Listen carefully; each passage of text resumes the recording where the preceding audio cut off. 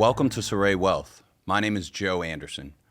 Today I'm joined with my partner and senior wealth manager, Scott Hefty, as we dive into equity and stock options offered through your employer. This is a part of our Decade Edit series, which delves into more advanced planning concepts to try to make them more approachable and ensure that you can leverage them for your direct situation. Scott, what are a few concepts that you wanted to share with the audience about stock options? Yeah, if you're an executive or an upper management at usually a publicly traded company, odds are you're probably getting paid somewhat in equity-based compensation. And so the tax strategies and investment strategies that you use in that situation may look very different than maybe a more general retiree.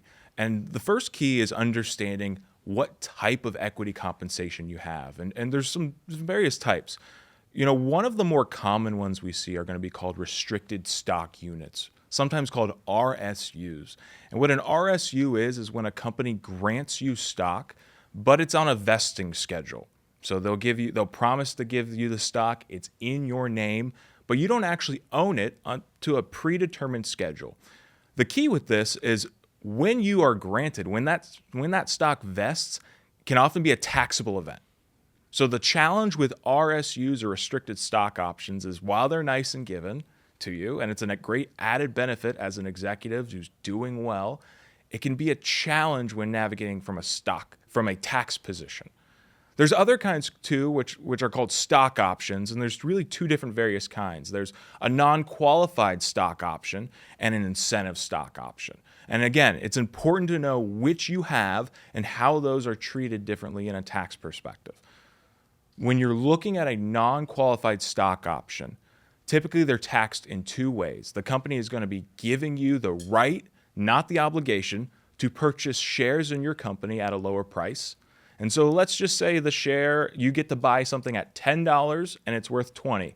When you choose to exercise that, you pay a tax immediately at ordinary income tax rates. You'll also pay another tax when you sell it. And so non-qualified stock options typically get taxed two different ways. And so how you exercise these options, it becomes an important piece of your overall financial strategy. Now, on the flip side, an incentive stock option, sometimes called an ISU, works a little bit differently. It's the same mechanics, right? We have the ability to buy into our company stock at a discounted price. But the difference here is as long as we meet certain holding period requirements, we actually gain an extra tax advantage. We only get taxed once, and it can be usually at long-term capital gains rates. And so again, it comes down to if you are receiving equity-based compensation, you're doing well, you've built up in your career, and you're a key team member at the company you work for, understand how that equity is being earned, what type you have, and the tax treatment of that, because it all plays a part into that overall financial picture. Well said, Scott. What else do we need to know about? Yeah, understanding how your equity compensation is structured becomes a really important piece of this. And so concept number two, when we're looking at this, becomes timing. Timing is one of the more important pieces of this because, like we said with restricted stock units, those are things that we don't really control the timing of it.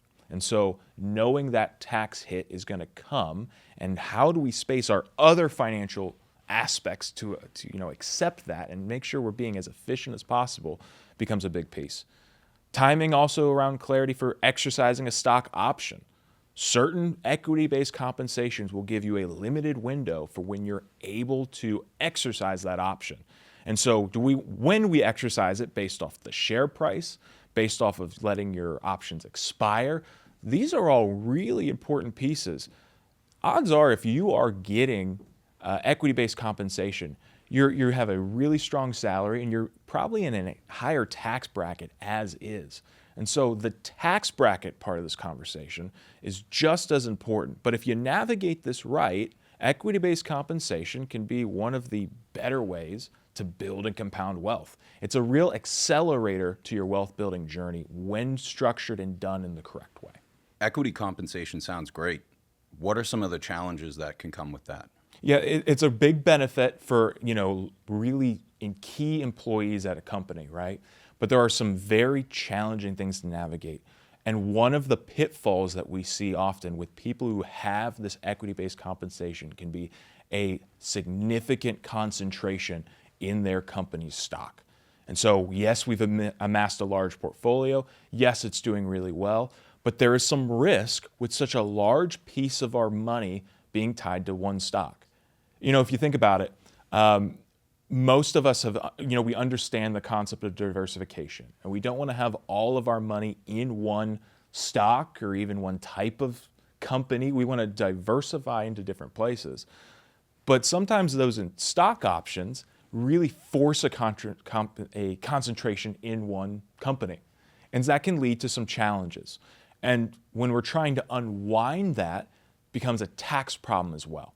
So we've earned these company shares, they've grown. I work at some Fortune 500 company, but I'm not sure how to get out of that from a tax planning perspective. And there's some options that we can look at to do this.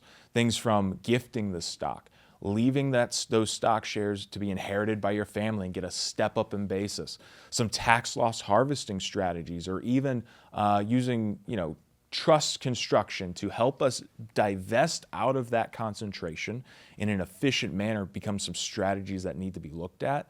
But make no mistake, Joe, when you're looking at these different pieces, how you unwind out of that concentration of stock that you're gifted becomes a really complex part of financial strategy, and that's where a lot of families need to make sure that they're thinking over the long term. Understanding these concepts lets families navigate these decisions and maximize the next 10 and 20 years of their life's work as they're thinking over a broader decade horizon. But these are just some challenges that we see in making sure that we have that strategy in place.